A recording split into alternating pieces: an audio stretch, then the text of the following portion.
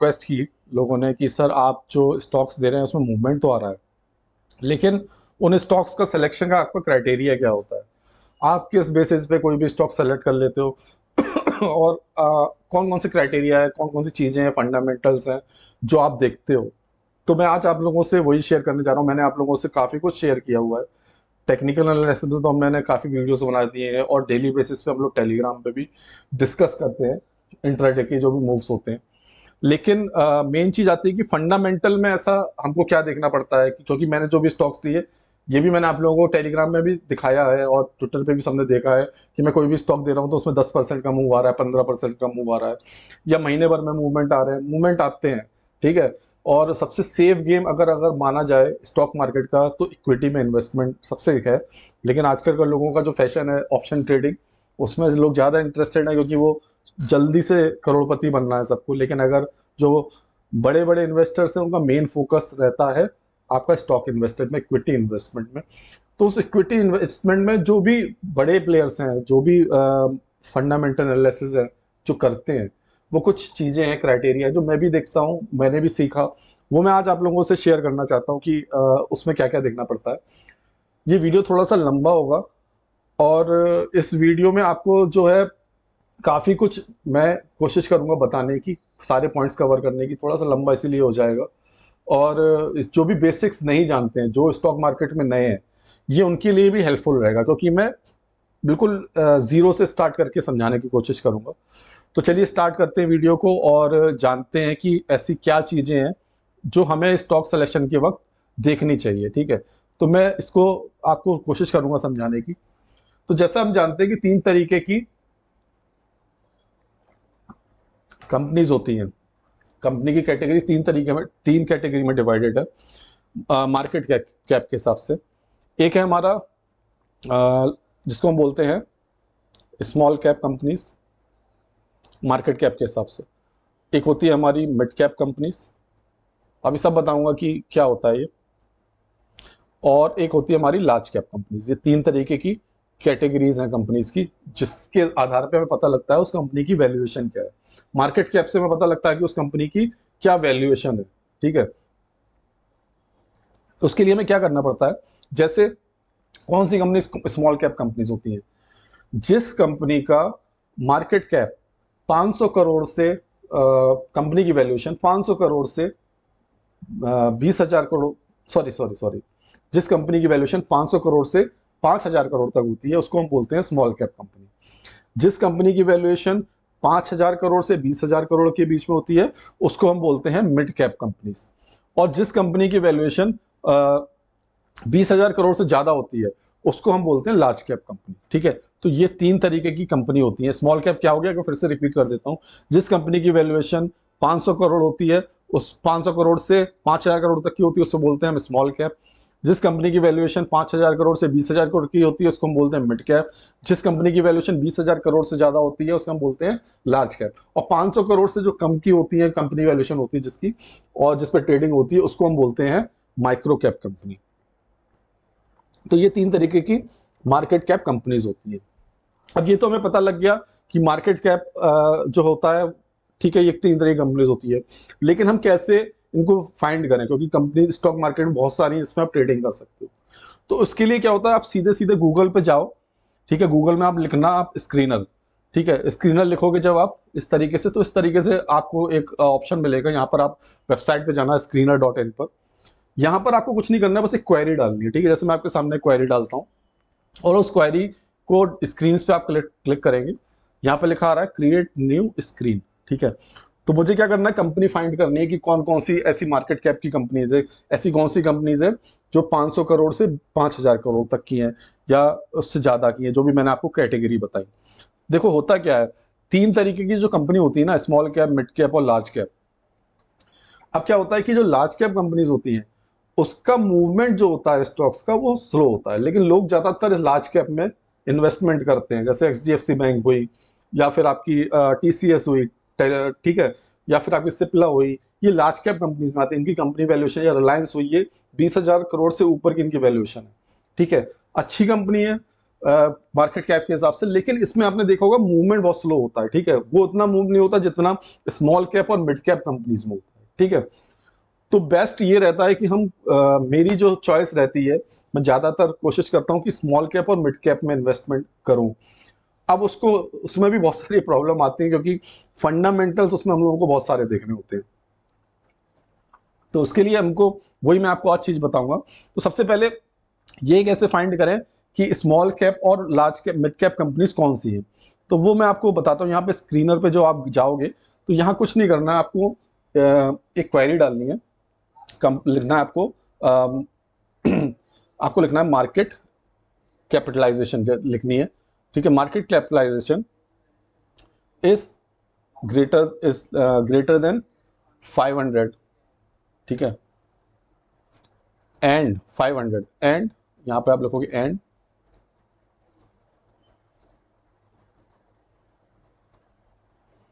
Market capitalisation is less then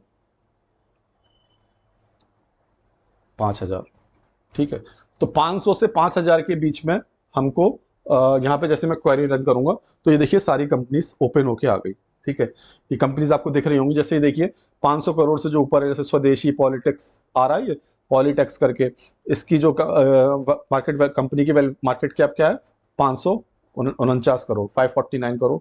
और ये देखिए यहाँ पर 3,000 समथिंग, 3,245 करोड़ की मार्केट कैप जो है, उसकी भी कंपनी का नाम आ गया नेटवर्क पीपल। तो इस तरीके से आप मार्केट कैप की पूरी लिस्ट निकल आएगी। इस तरीके से आप फाइंड कर सकते हैं कि मार्केट कैप इस कंपनी का क्या है। तो मार्केट कैपिटलाइजेशन की बात हो गई। यहाँ पर मैंने आपको बता दिया कैटेगरीज कौन कौन सी होती है, small cap, large cap, mid cap, और वो कैसे फाइंड करते हैं। अब आता है हमारा कि हम कैसे फाइंड करें कि इसका जो है, अब देखना क्या क्या है, क्राइटेरिया में क्या क्या देखना है हमको। तो क्राइटेरिया में हमें देखना पड़ता है कि उसका प्राइस क्या है। हम जो देखते हैं कि इस वक्त कितने ट्रेड पे प्राइस पे ये है। एक जो इंपॉर्टेंट चीज होती है वो हमको देखना पड़ता है ईपीएस, इस कंपनी का ईपीएस क्या है। जिस कंपनी का ईपीएस ज्यादा होगा, ठीक है, वो कंपनी ज्यादा अच्छी होती है। अब ईपीएस निकलता कैसे है, सवाल ये आता है कि ईपीएस कैसे फाइंड होता है। तो ईपीएस निकालने का एक फॉर्मूला होता है total profit, total profit divide by total profit of company divide by total equity, ठीक है, टोटल इक्विटी। यहां पर ये ईपीएस निकलता है इस तरीके से। अब हमें कैसे पता लगेगा कि टोटल इक्विटी, ये इक्विटी किसके पास कितनी है, ठीक है। मतलब जैसे फॉर एग्जांपल कोई स्टॉक ले रहा है, तो हर कोई किसी के पास इक्विटी होती है, एफआईआई के पास होती है, डीआई के पास होती है, प्रमोटर्स के पास होती है।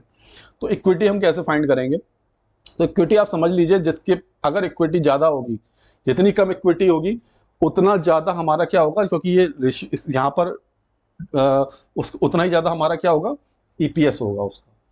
तो जैसे इसके लिए आपको कुछ नहीं करना, आपको सिंपली बीएसई की वेबसाइट में जाना है। जैसे मैं यहाँ पर बीएसई की वेबसाइट पर जाता हूँ, एक मिनट रुकिएगा, सॉरी, मैं बीएसई की वेबसाइट पे जाऊंगा, एक मिनट बंद हो गया है।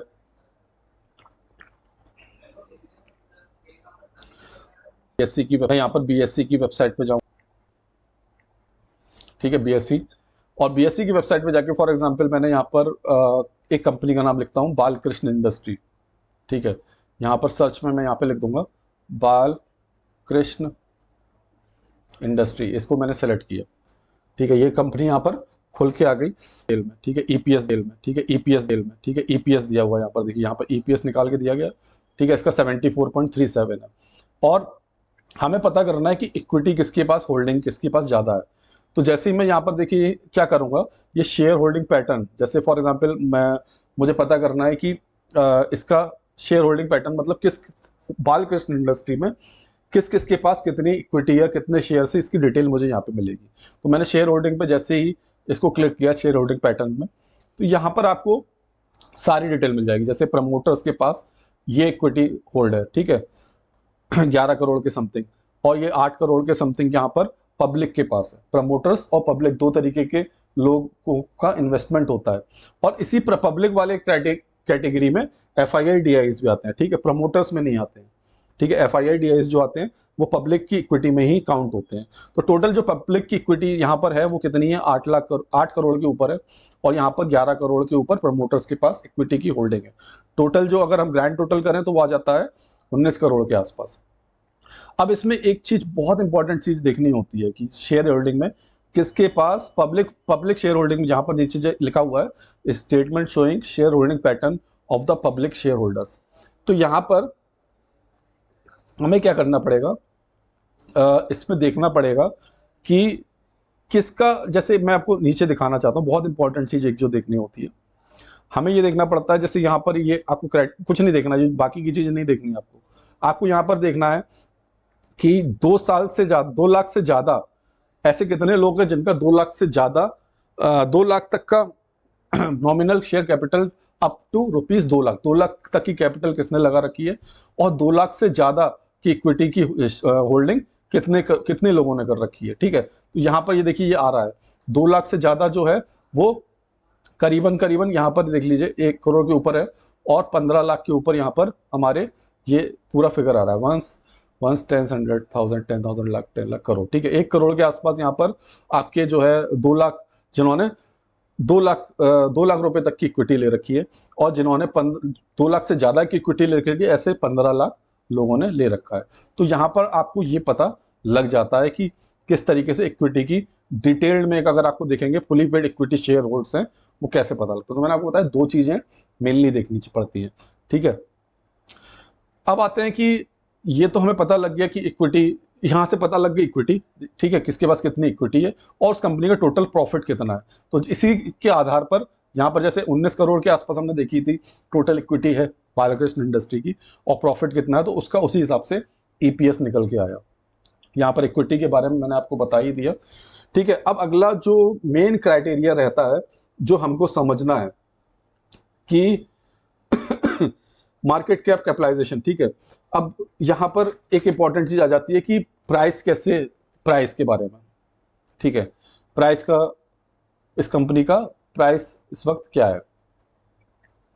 तो जैसे फॉर एग्जांपल मैं क्या करता हूं, मैं इसी पे वेबसाइट में जाता हूं और बालकृष्ण इंडस्ट्री को देखते हैं। बालकृष्ण इंडस्ट्री की अगर हम डिटेल में देखें, और बालकृष्ण इंडस्ट्री के लिए हम क्या करेंगे, यहां पर स्क्रीनर में देखेंगे। जैसे मैं आपको दिखा देता हूँ, स्क्रीनर में आपको कुछ चीजें, सारे क्राइटेरिया आपको स्क्रीनर पे मिल जाते हैं। जैसे मैं यहाँ पर कंपनी सर्च कर देता हूँ, बालकृष्ण इंडस्ट्रीज लिमिटेड।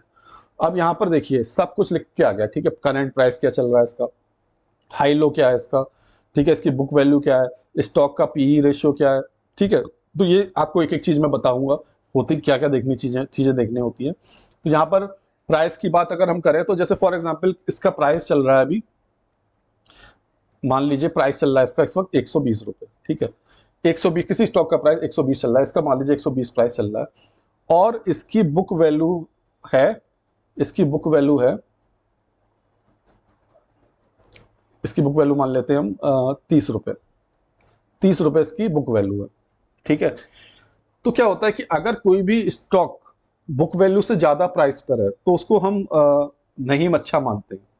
अगर कोई स्टॉक बुक वैल्यू से नीचे ट्रेड कर रहा है, जैसे मान लीजिए इसका प्राइस होता है, अगर इसका 30 रुपए, इसका बुक वैल्यू होती है इसकी 10 रुपए, तो बुक वैल्यू से नीचे है, तो इसको फंडामेंटल में अच्छा माना जाता है, क्योंकि ये बुक वैल्यू से नीचे ट्रेड कर रहा है। सबसे पहला एक चेक मार्क अगर हम लगाएंगे तो ये है। ठीक है, तो इसलिए प्राइस और बुक वैल्यू मैटर करता है। यहाँ पर जैसे ही आप स्क्रीनर पे जाएंगे तो यहाँ पर आपको सब कुछ यहाँ पर शो होता है। जैसे यहाँ पर देखिए, अगर हम बालकृष्ण इंडस्ट्री की बात करें तो यहाँ पे मार्केट कैप भी लिखा आ रहा है, 62 करोड़ की कंपनी है, तो ये हमारी लार्ज कैप में आ जाती है। ठीक है, इसकी अगर आप बुक वैल्यू देखोगे तो आ रही है 458, और मतलब 458 रुपीज का प्राइस है, लेकिन चल कितने पे रहा है, 3200 रुपए पे। अब क्या होता है, आप कहोगे सर आप ये तो क्राइटेरिया में नहीं आया। कोई क्या होता है, कोई बहुत सारी जो बड़ी लार्ज कैप कंपनीज होती हैं, आप देखोगे तो वो अपनी बुक वैल्यू से ऊपर ही ट्रेड कर रही होती हैं, आउट परफॉर्मिंग। हमारा उस वक्त जो इन्वेस्टमेंट होता है, फिर हम इसको इग्नोर करते हैं इस क्राइटेरिया को, क्योंकि फिर हमारा इन्वेस्टमेंट कंपनी की ग्रोथ पे होता है। बड़ी बड़ी कंपनीज जितनी भी हैं, जैसे मैं अगर मान लीजिए यहाँ पर सर्च करूँ TCS, तो आपको वो क्या मिलेगा, बुक वैल्यू और प्राइस में डिफरेंस मिलेगा। जैसे TCS टाटा कंसल्टेंसी कंपनी में देखें तो बुक वैल्यू देखिए इसकी 250 है, लेकिन करंट प्राइस इसका 3800 है। अब एक क्रेस्ट में दिखा सकता हूँ, जैसे आपको GSFC, ठीक है, यहाँ पर गुजरात फर्टिलाइजर केमिकल कंपनी, यहाँ पर देखिए इसकी बुक वैल्यू चल रही है 319 और इसका जो करंट प्राइस चल रहा है वो 224 रुपए पे। तो ये कंपनी, इसीलिए मैंने GSFC जो टेलीग्राम में चढ़े हुए हैं देखा होगा, मैंने शेयर किया और अब मैं बहुत पॉजिटिव हूँ, क्योंकि ये अपनी बुक वैल्यू से कम ट्रेड कर रहा है। इसके और भी फंडामेंटल्स है जो मैं आपसे अभी शेयर करूंगा, वो अच्छे हैं। इसके देखिए मार्केट कैप जो है वो, ये जो आ रहा है हमारा, किस में आ रहा है, ये हमारा स्मॉल कैप कंपनी में आ रहा है, क्योंकि 5,000 करोड़ से 20,000 करोड़ की, सॉरी ये हमारा मिड कैप कंपनी है, 5,000 करोड़ से 20,000 करोड़ के बीच में आ रहा है, मिड कैप कंपनी है। काफी कुछ चीजें हैं, तो ये मैं आपको अभी फिलहाल के लिए बताना चाह रहा था कि प्राइस और बुक वैल्यू का क्या रिलेशन होता है। तो कोई भी स्टॉक अगर मान लीजिए फंडामेंटल और भी जो हमारे क्राइटेरिया है उनके हिसाब से भी अच्छा है और उसकी बुक वैल्यू जो है वो अपनी बुक वैल्यू से नीचे ट्रेड कर रहा है, तो वो हमारे सिलेक्शन क्राइटेरिया में आता है, ठीक है। तो बुक वैल्यू और प्राइस का ये इंपॉर्टेंस रहता है। अगली चीज जो हमें देखनी होती है, एक बहुत इंपॉर्टेंट चीज है जो हमें, जिससे हमें किसी भी स्टॉक का फ्लक्चुएशन पता लगता है, और वो होता है उसका हाई लो प्राइस, ठीक है। High low price, high low price के लिए जैसे आप स्क्रीनर पे जाओगे तो देखो यहाँ पर लिखा आ रहा है, अगर हम GSFC की बात करें तो इसका देखिए हाई कितना है 322 का और लो कितना है 146 का, और चल कितने पे रहा है, ये 224 पे चल रहा है। तो ये अभी इसका बेस्ट वैल्यू प्राइस बोला जाएगा, ठीक है, क्योंकि ये बीच में है इसके। अगर मान लीजिए कोई भी, जैसे फॉर एग्जांपल कोई भी स्टॉक यहाँ पर हाई लो प्राइस, जैसे यहाँ पे इसका हाई है, मैंने बोला कि हाई है इसका 120 और इसका, सॉरी इसका हाई है जो वो है हमारा 320, इसका हाई है 320 और इसका लो मान लीजिए, हम मान लेते हैं लो इसका, अगर मान लीजिए हम मान ले 220, इसका लो जो है वो 120 है और इसका प्राइस चल रहा मान लीजिए 220, तो यहाँ पर हमें क्या करना पड़ेगा, ये हमारी बीच, क्योंकि हमको एक लिमिट पता लग गई, हमें पता लग गया इसका फ्लक्चुएशन क्या, कहाँ से कहाँ तक है, इसकी रेंज एक कहाँ से है, कहाँ से कहाँ तक है, ठीक है। तो ये हाई लो प्राइस से हमें एक फ्लक्चुएशन पता लग जाता है स्टॉक का। अब मान लीजिए क्या हुआ कि इसका हाई हुआ, पता लगा, हमने देखा इसका हाई था 1500 और इसकी जो लो है वो 120 और इसका जो प्राइस आ गया वो आ गया हमारा 185, ठीक है, अभी करंट जो प्राइस है। तो भैया ये एक स्टॉक को हमें इग्नोर करना है, क्योंकि इसमें कुछ ना कुछ ऐसा हुआ है, कोई ना कोई गवर्नमेंट ने इसने वायलेशन किया है या कुछ स्कैम में फंसा है, जिसकी वजह से इसकी ऐसे लंका लग गई है और ये नीचे आ चुका है। तो इस तरीके के स्टॉक को हमको अवॉइड करना है। तो मेरे ख्याल से आपको समझ में आ रहा होगा कि ये जो चीजें हैं कि कैसे हमको देखनी होती है। हाई, एक तो हमें हाई लो प्राइस देखना है, एक तो हमें ये देखना है उसका प्राइस और बुक वैल्यू में क्या चीज है। इक्विटी की मैंने आपको बताया कि कैसे देखना पड़ता है कि शेयर होल्डिंग किसकी कितनी है, पब्लिक ने कितना ले रखा है, डिटेल में मैंने आपको दिखाया BSE की वेबसाइट में जाके, ठीक है। ये तो कुछ क्राइटेरिया है ही, इसके अलावा और भी चीजें हैं जो मैं बताना चाहता हूं आपको। बहुत इंपॉर्टेंट चीज है जो, जिसपे कोई भी फंडामेंटल एनालिस्ट नजर रखता है, वो होता है हमारा, दो तरीके के पी होते हैं, एक होता है इंडस्ट्री पी और एक होता है हमारा स्टॉक का पी, ठीक है। इन दोनों का आपस में बहुत रिलेशन है, इंडस्ट्री पी का और स्टॉक पी का। जैसे फॉर एग्जांपल अगर हम बात करें, पहले तो समझ लें कि इंडस्ट्री पी क्या होता है। जैसे किसी भी एक पी रेशियो बनाया गया है, उस रेशियो के हिसाब से उसके ऊपर ही मतलब होना चाहिए किसी भी कंपनी को।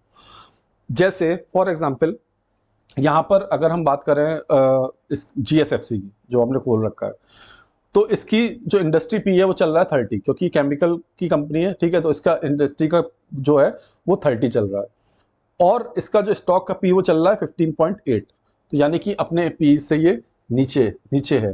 तो ये हमारी जो है उसमें माना नहीं जाएगा, स्टैंडर्ड से मतलब थोड़ा सा नीचे है। तो इसका स्टॉक पी जो होना चाहिए वो ये डिफरेंस होता है, ठीक है, स्टॉक पी का। अब जैसे फॉर एग्जांपल मैं और भी कंपनी लेता हूं, जैसे मैं बालकृष्ण इंडस्ट्री लेता हूं, तो क्या होता है कि बालकृष्ण इंडस्ट्री का देखना आपको स्टॉक का पी ज्यादा मिलेगा एज कंपेयर टू जो उसका इंडस्ट्री का पी, यानी कि स्टैंडर्ड जो पी है वो 27.2 है, लेकिन स्टॉक का पी जो है वो 42.6 है। तो ये स्टॉक हमारे क्राइटेरिया में आएगा, क्योंकि इसका स्टॉक का पी जो है ज्यादा है एज कंपेयर टू जो उसकी कंपनी का, जो उसकी इंडस्ट्री का पी है उससे वो ज्यादा वैल्यू, उसकी वैल्यू जो है वो ज्यादा है। तो इस तरीके से हमको स्टॉक पी और इंडस्ट्री पी में नजर रखनी पड़ती है, जानना पड़ता है कि कौन सी किसका पी अच्छा है, ठीक है। आउट परफॉर्मेंस है, मतलब ये क्या हो गया, इसका पी क्यों है, क्योंकि आउट परफॉर्मिंग कंपनी कर रही है। जो कंपनीज का एक इंडस्ट्री जो था क्राइटेरिया, उससे वो आउट परफॉर्म कर रही है।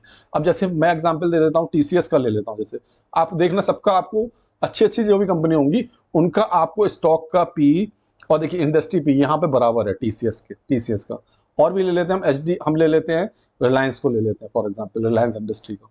रिलायंस इंडस्ट्री में अगर आप देखेंगे तो देखिए इसका इंडस्ट्री पी कितना है, 8.12, लेकिन ये इसका स्टॉक पी कितना है, 28.7। कुछ लोग सोचते हैं कि इसका पी ज्यादा है तो ये खराब है। नहीं भाई, अगर इंडस्ट्री पी से वो ज्यादा है स्टॉक का पी थी, वो अच्छा माना जाता है एज पर फंडामेंटल्स।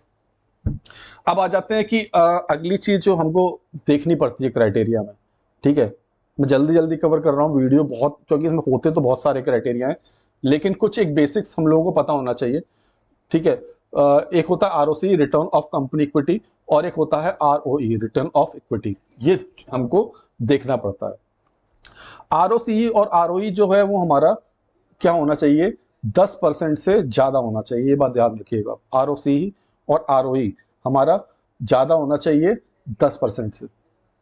जब भी हम कोई भी स्टॉक सेलेक्ट कर रहे हो, हमें देखना चाहिए कि उसका आरओई और आरओसी 10% से ज्यादा पे है, ठीक है। जैसे मैंने आपको दिखाया स्क्रीनर पे जब आओगे आप, तो देखिए यहाँ पर आरओई लिख रहा है, यहाँ पर इसका कितना है, 9.23 है, और आरओसी इसका 10.3 है, रिलायंस की बात करें तो, ठीक है। तो 10% से ज्यादा होना चाहिए, वो ज्यादा अच्छा रहता है। अब ये क्लोज है उसके 10% से ज्यादा है, तो वो कंपनी फंडामेंटली ठीक है। अगर हम देखें बालकृष्ण इंडस्ट्री का आरओई और आरओईसी, मैं इसलिए बालकृष्ण पे फोकस कर रहा हूँ क्योंकि मैंने इसको बहुत प्रमोट किया है अपने टेलीग्राम चैनल पे और ट्विटर पे, क्योंकि ये एक अच्छी कंपनी है और लोग एमआरएफ जो इसकी सेगमेंट है रबर और ट्यूब्स में, उससे बेस्ट है ये। उससे ज़्यादा आपको मैं दिखाऊंगा कि इसकी सेल्स कितनी ज़्यादा है, year on year, quarter and quarter कैसे ये राइज कर रही है। ये सारी चीज़ मैं इसी केस स्टडी में देखिए, इसमें देखिए इसका आरओसी कितना है, 18%, और आरओई कितना है, 17.9। 10% से ज़्यादा जो होता है वो अच्छा माना जाता है।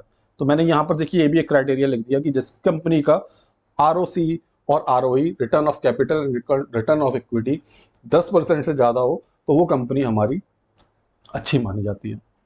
अब आ जाते हैं कि रिजर्व्स, बहुत इंपॉर्टेंट चीज़ है कि कंपनी का रिजर्व्स कितना है। रिजर्व्स तो आप लोग समझते होंगे कि जैसे बचपन में हम पैसे बचाते थे, मान लीजिए हमको कुछ खर्चे के लिए मिले और मैंने कुछ सेफ्टी के लिए रखे कि अगर कुछ भी कभी भी कोई खराब बुरा टाइम आया तो मैं क्या करूंगा, उसको अपने बुरे टाइम में यूज करूंगा उस फंड को। तो हमको ये भी पता होना चाहिए उस कंपनी का रिजर्व्स कितना है। तो ये भी चीज आपको क्या होगा, यहाँ पर पता लग जाएगा इसी स्क्रीनर में। जब यहाँ पे देखिए रिजर्व्स आ रहा है, इनके पास 8,815 करोड़ का रिजर्व रखा हुआ है कि अगर कोई बात आ गई तो ये उसको यूज कर सकते हैं, ठीक है। अब एक रिजर्व तो हमें पता लग गया, रिजर्व के अलावा बहुत इंपॉर्टेंट चीज होती है कि उस कंपनी पे डेप्ट कितना है, ठीक है। डेप्ट मतलब उस पर लोन कितना है उस कंपनी के ऊपर, ये भी हमको पता होना चाहिए। तो यहाँ पर हमें एक क्राइटेरिया मैं और लिख देता हूँ जो हमें पता होना चाहिए, वो होता है हमारा डेप्ट, ठीक है, कि उस पर कितना लोन है उस कंपनी पे। जैसे अगर हम बालकृष्ण इंडस्ट्री की बात करें तो देखिए यहाँ पर बालकृष्ण इंडस्ट्री की अगर हम बात करें तो यहाँ पर आपको देखिएगा बालकृष्ण इंडस्ट्री का डेप्ट कहाँ है, बालकृष्ण इंडस्ट्री का डेप्ट देखिए ये रहा, ये 3,999 करोड़ का डेप्ट है इसका, ठीक है। इसकी मार्केट कैप क्या है, 62 करोड़, ठीक है। इसकी जो है रिजर्व्स कितना है इनके पास, 8,815 करोड़, यानी कि इनके पास रिजर्व रखा है और इनके पास डेप्ट कितना है, 3,000 करोड़ का।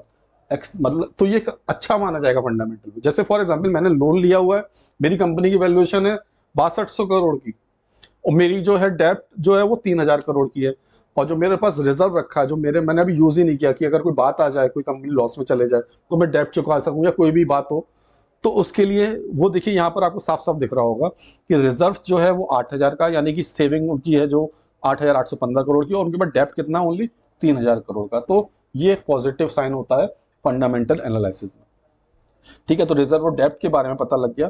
डेप्ट टू इक्विटी भी एक चीज होती है कि डेप्ट टू इक्विटी हमारा यहाँ पर बताता है कि डेप्ट टू इक्विटी एक चीज होती है, लिख देता हूं मैं वहां पर। एक और चीज हमें देखनी पड़ती है, डेप्ट टू इक्विटी, यानी कि इक्विटी जो है के अगेंस्ट में हमारी डेप्ट कितनी, उसका परसेंटेज क्या है, ठीक है। तो डेब्ट टू इक्विटी निकालने का एक फॉर्मूला होता है, और वो जो फॉर्मूला होता है वो होता है डेब्ट, उस कंपनी पे डेब्ट कितनी है डिवाइडेड बाय रिजर्व्स। तो मैंने आपको वो समझा दिया था ऊपर ही ऊपर, लेकिन एक फॉर्मूला से समझ लीजिए, यानी कि डेब्ट कितना, उस पर लोन कितना है, उसको डिवाइड कर दो आप रिजर्व से।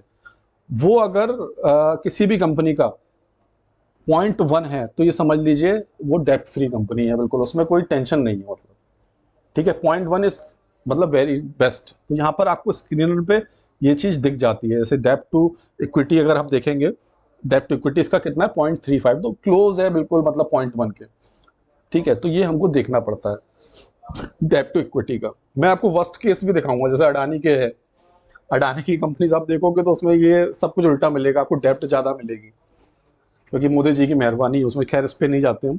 तो यहाँ पर आपको डेब्ट टू इक्विटी वाली बात समझ में आ रही होगी, ठीक है, डेब्ट टू इक्विटी वाली बात।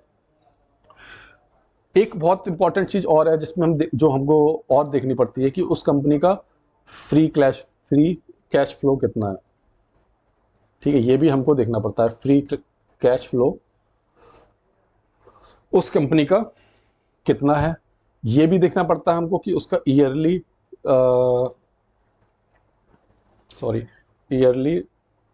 नेट प्रॉफिट कितना है उसका, ठीक है। और ये भी देखना पड़ता है कि उसकी ठीक है, ये चीजें हमको देखनी पड़ती हैं, फ्री कैश फ्लो और ईयरली नेट फ्लो। तो ये भी आपको स्क्रीनर पे दिख जाएगा कि इसका फ्री कैश फ्लो कितना है, और इसका जो है फ्री कैश फ्लो देखिए इसमें लिखा है, यानी कि ये तो इनके पास रिजर्व पड़ा ही पड़ा है, ठीक है, इसके पास इनके पास कैश फ्लो, यानी कि जरूरत पड़ने पे अगर कैश पड़ जाए तो वो, मतलब ये रिजर्व्स के अलावा इनके पास फ्री कैश फ्लो भी है, ठीक है। जो कैश फ्लो चल रहा है वो कितना 1,000 करोड़ का है, ये हमको, ये भी इंपॉर्टेंट चीज होती है जो हमको देखनी पड़ती है इसके हिसाब से। और मैंने आपको बताया था ईयरली नेट प्रॉफिट, तो यहाँ पर आपको देखिए प्रॉफिट भी दिख रहा होगा, ईयरली नेट प्रॉफिट इनका कितना है, तो नेट प्रॉफिट भी ये है कितना है 1471 करोड़ का। अब एक इंपॉर्टेंट चीज समझिए आप, जैसे हमने देखा था कि डेप्ट उसके पास 3,099 करोड़ का है, और अगर मान लीजिए उसका नेट प्रॉफिट होता यहाँ पे कम है, अगर इसका मान लीजिए इसका जो नेट प्रॉफिट है वो 4,000 करोड़ का है, तो ये बहुत अच्छा है भैया, नहीं, क्योंकि इसका डेप्ट जो है वो 4,000 करोड़, इन्होंने डेप्ट है 3,000 करोड़ का, इनका नेट प्रॉफिट ही 4,000 करोड़ का, यानी कि अगर चाहें तो अपने नेट प्रॉफिट से ही अपना डेप्ट चुका सकते हैं। नहीं है तो रिजर्व से भी हम देख लेते हैं, रिजर्व से कम हमेशा होना चाहिए, वो हमको साफ साफ दिख रहा है कि रिजर्व इनके पास ज्यादा है और इनके पास डेप्ट उससे कम है, ठीक है। और अगर इनको मिला ले तो देखिए आप, अगर ये तो ये करीबन 2,500 करोड़ का यहाँ पर free cash flow net profit है ही इनके पास है, जिससे चाहे जब चाहे तो ये अपने डेप्ट को चुका पा सकते हैं। तो इस तरीके से कुछ हम फंडामेंटल्स को देखते हैं, ठीक है। मेरी बात शायद समझ में आ रही हो, नहीं समझ में आ रही हो तो आप वीडियो पे कमेंट करना, मैंने कुछ गलत बोला हो या फिर आपको नहीं समझ में आया हो, मैं उसको रिप्लाई करने की कोशिश करूंगा। जो भी टेलीग्राम ग्रुप में जुड़े हैं वो मुझसे क्वेश्चन पूछ सकते हैं, क्योंकि मैंने, आप जानते हो, लीव कमेंट का ऑप्शन वहाँ पे रखा हुआ है, आप मुझसे पूछ सकते हो। टेलीग्राम ग्रुप में भी आप मुझसे ट्विटर में भी मैसेज करके या जो करते हो तो आप जानते हो मैं रिप्लाई तुरंत करता हूँ उसका। एक और कुछ और क्राइटेरिया होते हैं जिसमें हमको देखना होता है कि उसकी प्रमोटर होल्डिंग कितनी है, ठीक है। प्रमोटर होल्डिंग तो आप सब लोग देखना जानते ही होगी, जैसे यहाँ पर प्रमोटर होल्डिंग इसकी कितने परसेंट है, इसी में ही आपको सामने दिख जाएगा। मैं यहाँ पे लिख देता हूँ प्रमोटर होल्डिंग्स। तो प्रमोटर होल्डिंग यहाँ पर देखिए 58.3% है।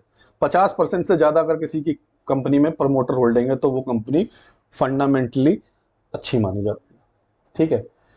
और प्रमोटर प्लेज एक चीज होती है, प्रमोटर प्लेज जो होना चाहिए, कोशिश होना चाहिए वो 0 हो। प्रमोटर, सॉरी गलत हो गया, प्रमोटर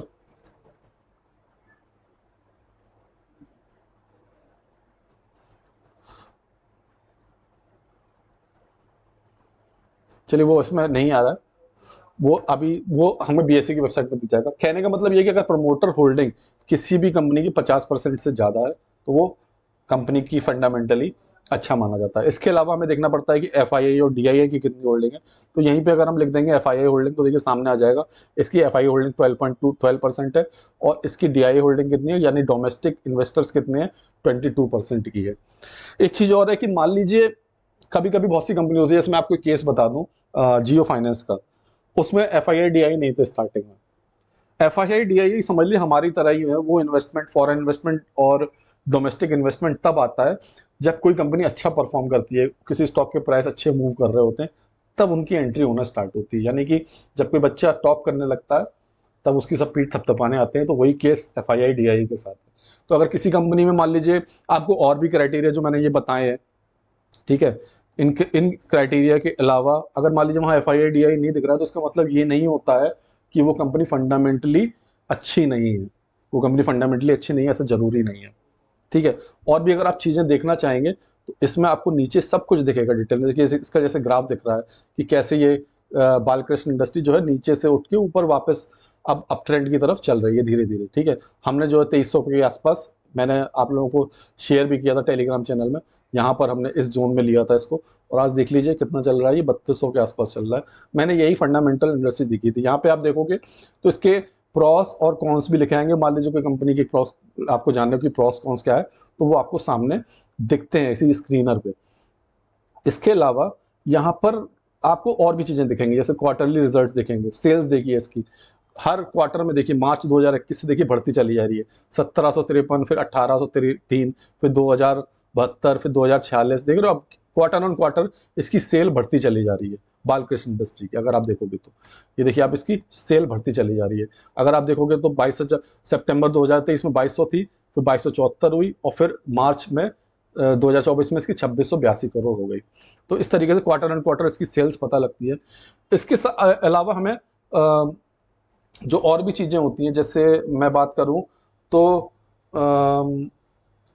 अदर अदर उसके इनकम, अदर इनकम देखिए, यानी कि जो काम हो रहा है उसके अलावा भी, रबर और इंडस्ट्री के अलावा भी ये अलग तरीके से भी कमा रहे हैं पैसे को, ठीक है। या हो सकता है वो स्टॉक्स में लगा के कमा रहे हो, या कोई भी तरीके से अदर इनकम इनकी हो रही है। तो देखिए अदर इनकम भी यहाँ पे आपको सामने दिख रहा होगा, हर क्वार्टर ऑन क्वार्टर इसकी इंक्रीज हो रही है। तो ये सब चीजें यहाँ पर आपको देखना पड़ता है। ये सारे क्राइटेरिया, सारे फंडामेंटल्स देखते हैं, और भी सारी चीजें जो देखते हैं। वीडियो बहुत लंबा हो जाएगा, मैं कोशिश करूंगा पार्ट 2 बनाने की वीडियो का। अगर आपका अच्छा रिस्पॉन्स इस वीडियो में मिला तो मैं और अच्छे वीडियोस बनाऊंगा। तो ये कुछ मेन चीजें मैं आपको बताना चाहता था कि जो फंडामेंटल एनालिसिस अगर आप करते हैं तो इन चीज़ों को देखा करिए। मान लीजिए मैं भी कोई स्टॉक दे रहा हूँ तो लर्निंग के लिए, जैसे टेलीग्राम ग्रुप में जो मुझसे जुड़े हैं या ट्विटर पे जुड़े हैं, मैं कोई स्टॉक देता हूँ तो चेक करिए आप भी, आंख बंद करके, किसी पे भी, मुझ पे भी नहीं और किसी पे भी भरोसा मत करिए। एक बार चेक करिए जाके फंडामेंटली कि हमको इसमें क्या देखना है, ऐसा क्या रीज़न था कि हमें भाई ने इस स्टॉक को सेलेक्ट किया। आप जाके चेक करेंगे तो आपको पक्का उसमें मिलेगा, ठीक है। तो उम्मीद करता हूँ ये आपको वीडियो समझ में आया होगा। मैंने कोशिश करी सारे पॉइंट्स कवर, बहुत सारे पॉइंट्स हैं। नेक्स्ट वीडियो में मैं इसको पूरा कोशिश करूँगा कवर करने की, और तब तक के लिए